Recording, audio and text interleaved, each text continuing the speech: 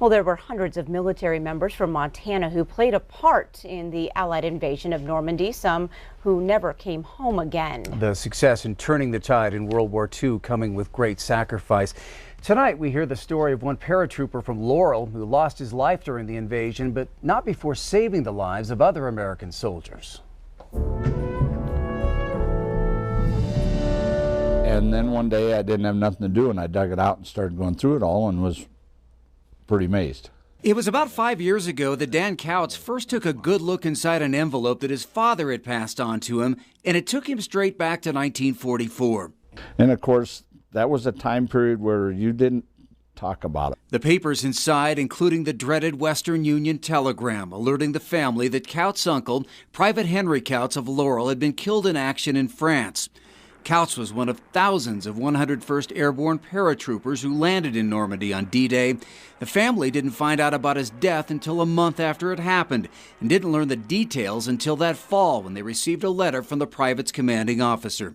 He parachuted in on D-Day, and their plane was off track a little bit, so of course when they parachuted in, they were off track.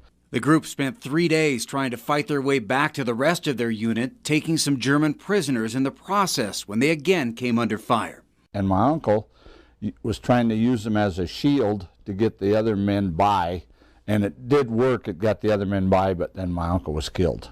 The letter goes on to say that Private Couts died a soldier's death and that his company would always honor his memory. Of course, he received a Purple Heart because anybody wounded or passing away receives that. The one thing that I thought he should have had was at least a Bronze Star or more because of what he'd done. He saved these other guys, risking his life, and got them through. Private Henry Couts, just one of the many unsung American heroes who gave their all when the fate of the world hung in the balance. And Henry never came home. He's buried there in France with so many others. Our coverage of the 75th anniversary of D-Day continues tomorrow here on Q2 with more Montana ties to that invasion that changed the course of history. Tomorrow night at 10, we're going to introduce you to Bud LeCount. He's a Billings man who did make it home from Normandy to tell his story, and it truly is an amazing one. That's coming up tomorrow night at 10. And CBS will cover the ceremonies from Normandy early tomorrow morning. You can watch that live beginning at 3 a.m. right here on Q2.